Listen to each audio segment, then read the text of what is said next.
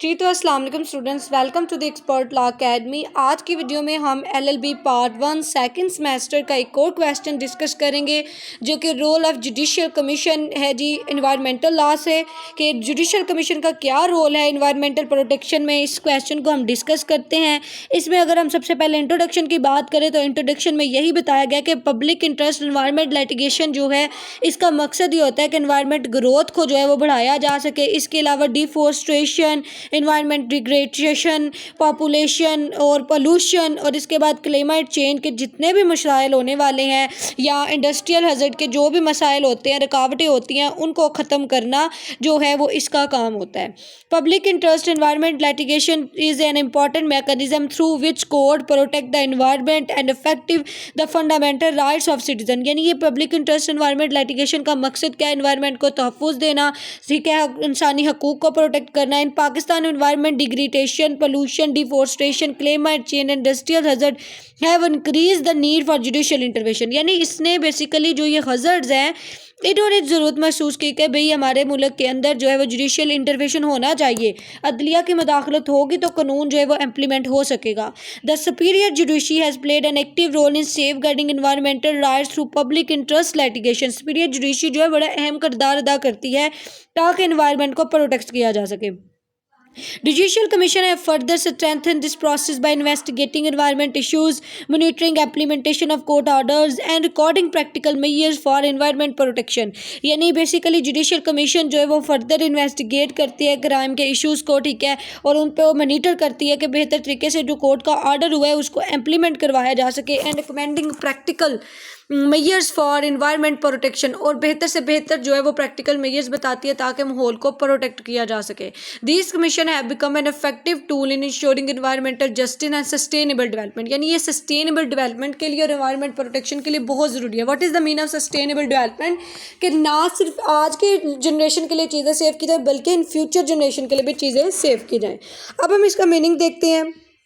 Public interest environment litigation refer to the proceeding initiated to protect the environment and safeguard the right of the public। यानी basically ये जो public interest environment litigation है इसका मकसद ये होता है कि जो इन माहौलियात की आलूदगी है, जो लोगों के राइट्स को इन्फ्रिंज किया जा रहा है, उसको मुकम्मल तौर पे प्रोटेक्ट किया जाए rather than private interest of an individual. सिर्फ इसमें एक इंडिविजुअल के राइट को नहीं देखा जाता बल्कि एट लार्ज स्केल पे तमाम इंडिविजुअल्स के राइट को डिस्कस किया जाता है। It enables any aggrieved person और public spirited citizen to approach the court for the protection of natural resources, public health and ecological balance. यानी ये बेसिकली जो है ना कोर्ट सिटीजन की मदद करता है ताकि वो कोर्ट तक जा सकें और रसाई हासिल कर सकें। अब जुडिशियल कमीशन इन पाकिस्तान क्या है जी? Judicial commission is a body constituted by the supreme court और high court to investigate matters of public importance.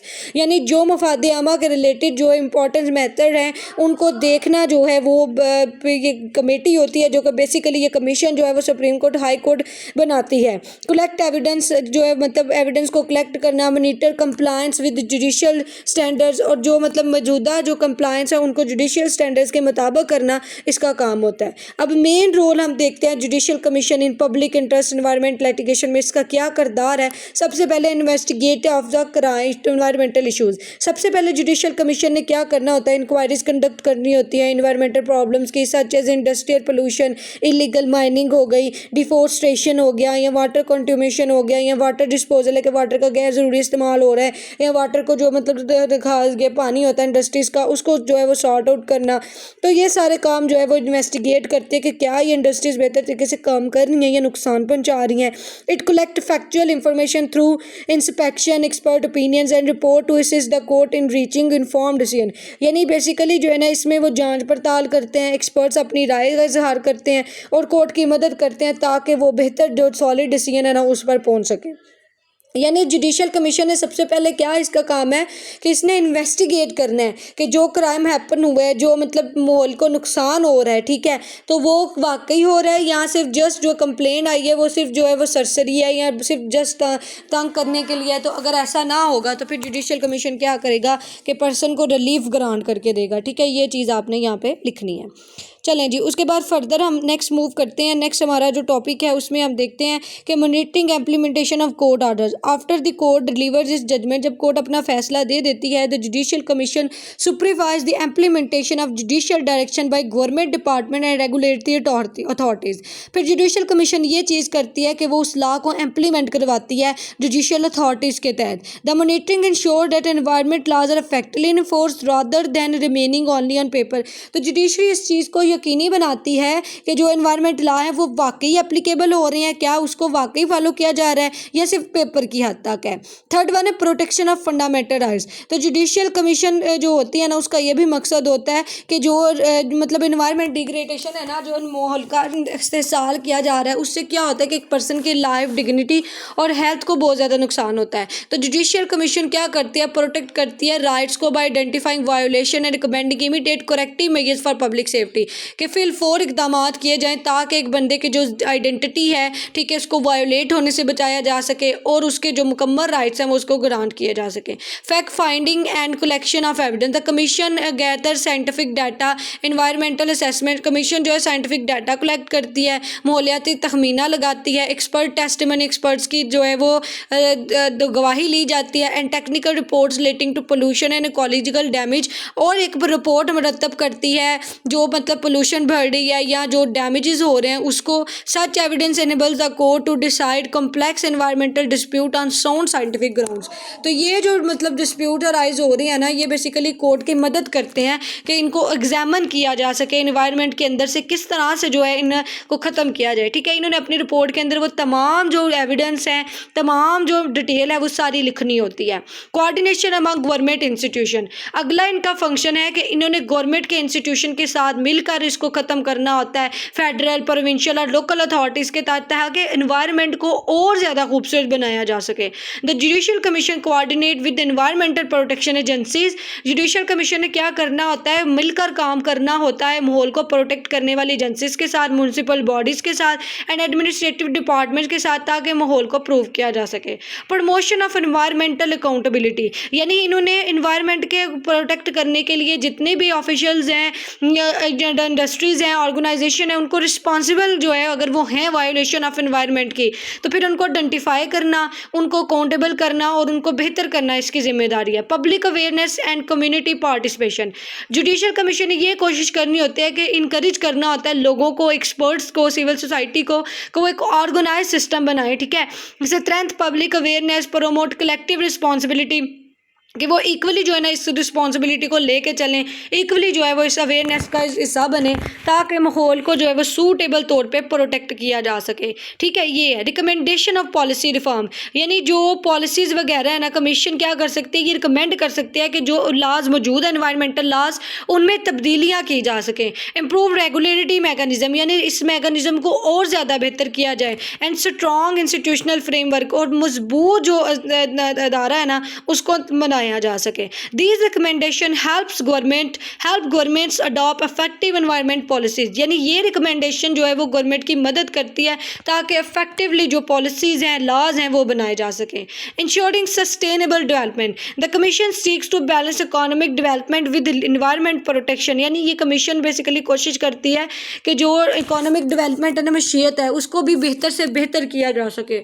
It promotes projects that satisfy development needs without compromising the ability of future generation to enjoy a healthy environment, यानी ये basically यही कहती है कि ना सिर्फ इस जनरेशन के लिए चीज़ें आप महफूज रखो, बल्कि इन फ्यूचर जो जनरेशन आने वाली है उसके लिए भी आप चीज़ों को महफूज रखो। उसके बाद हम लिटिगेशन का प्रोसेस देखते हैं। सबसे पहले होता है filing of public interest petition, यानी any affected public security citizen environment organization और कंसर्न बॉडी में filed a constitutional petition before the High Court under Article 199 or before the Supreme Court under Article 184 subclass 3 of Constitution where public importance and enforcement of fundamental rights are involved, यानी यहाँ पे ये बता दिया गया है कि कोई भी पर्सन जो है वो एनवायरमेंट ऑर्गेनाइजेशन से या किसी भी बॉडी से वो एग्रीव्ड है, तो वो पर्सन जो है अंडर आर्टिकल 199 और आर्टिकल 184 सबक्लास 3 के तहत जो है वो फंडामेंटल राइट्स के इन्फोर्समेंट के लिए एप्लीकेशन दे सकता है, उसके लिए अप्लाई कर सकता है।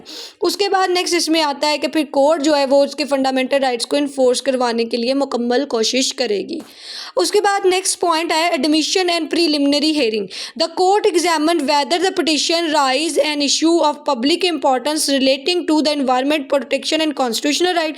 कोर्ट इस बात को सेटिस्फाई करेगी, पहले एग्जामिन करेगी कि वाकई जो है ये मामला इन्वायरमेंट प्रोटेक्शन के रिलेटेड आता है, ये कानूनी राइट मिलता है एक पर्सन को। इफ़ सेटिस्फाइड, अगर वो सेटिस्फाई होती है, ठीक है, कि ये वाकई इसका कॉन्स्टिट्यूशनल राइट है, जो है जी फिर क्या होता है, the petition is admitted for regular hearing. तो पिटिशन को फिर जो है वो एडमिट कर लिया जाता है हेयरिंग के लिए। Appointment of judicial notice to respondent. The court issue notice to the concern government department. फिर कोर्ट जो है ना वो नोटिस इशू करती है, जो का कंसर्न डिपार्टमेंट होता है, एनवायरमेंटल प्रोटेक्शन एजेंसीज होती हैं, ठीक है, इंडस्ट्रीज और other respondent, directing them to admit their replies and relevant records. फिर उनको कहा जाता है कि आप इसके रेलेवेंट जो रिकॉर्ड है ना उसको तैयार करें और उसको कंप्लीट जो है वो आप इस बंदे के पास पहुंचाएं। Appointment of judicial commission. फिर जब वो नोटिस उसको भेजे जाते हैं ना कि उसको कहा जाता है कि आप कोर्ट में आएँ, ठीक है, आपके खिलाफ ये एलिगेशन है, आप कोर्ट में आकर प्रूव करें कि वाकई आपके अगेंस्ट ये एलिगेशन बनते भी हैं कि नहीं। तो फिर उसके बाद जुडिशियल कमीशन अपॉइंट किया जाता है। कंटिन्यू मॉनिटरिंग इज रिक्वायर्ड, वो बार बार इसको जो है ना वो मॉनिटर करता है। द कोर्ट में अपॉइंट है जुडिशियल कमीशन कंसिस्टिंग ऑफ जज, जो है कोर्ट जुडिशियल कमीशन अपॉइंट करती है जो कि जज पे मुश्तमिल है, एक्सपर्ट पे मुश्तमिल होता है, ठीक है, ये सारी चीज़ें आती हैं। Submission of report. The judicial commission conduct inspection. Judicial commission जो है वो जांच पड़ताल करता है, रिकॉर्ड एविडेंस कलेक्ट करता है, कंसल्ट एक्सपर्ट से जो है वो तल्लुकात कायम करता है, एंड सबमिट्स इस फाइंडिंग अलॉन्ग विद रिकमेंडेशन। और फिर जो है वो मुकम्मल जो है अपनी डिटेल तैयार करके तो वो सबमिट करवाता है, ठीक है। Final judgement and direction. इसके बाद कोर्ट जो है वो अपनी वर्डिक्ट दे देती है, अपना डिसीजन दे देती है, ठीक है, और वो जो डिसीजन वो कोर्ट देती है, ठीक है, वो ऑर्डर दे सकते हैं एनवायरमेंटल रिस्टोरेशन यानी इसमें को दोबारा से बहाल किया जा सके। क्लोज ऑफ प्लॉटिंग इंटरेस्ट के जो मतलब इंडस्ट्रीज़ हैं ऐसी उनको ख़त्म किया जाए जो कि अब वो हवा को गंदा कर रही हैं, कंपनसेट किए जाए, या mandatory compliance with environment law, या इसको बेहतर किया जाए ताकि एनवायरमेंट लॉ के मुताबिक इसके स्टैंडर्ड को लाया जा सके, ठीक है, ये इसमें देखा जाता है। उसके बाद नेक्स्ट इसमें आ जाता है, अगले पॉइंट पर हम चलते हैं जिसमें मॉनिटरिंग एंड कंप्लायंस है। यानी फ़ैसला तो हो गया, फैसले को कहा जाता है कि आपने मानना है, ठीक है, लेकिन उसके बाद क्या होता है कि यहाँ पे कहानी ख़त्म नहीं होती, कहानी इसके बाद भी रहती है कि उसमें फिर फर्दर वो कहते हैं कि आप लोगों ने क्या करना है कि भाई इसको मॉनिटर करना है कि क्या ये फिर से तो नहीं वायोलेट कर दे लॉ के, ठीक है। पीरियडिकली रिपोर्ट तैयार होगी, ठीक है, वो जुडिशियल कमीशन को सबमिट होंगी अंटिल द डायरेक्शन और फुलफिल्ड इम्प्लीमेंटेड, जब तक कि उसकी डायरेक्शन पर मुकम्मल तौर पर इम्प्लीमेंटेशन नहीं हो जाती।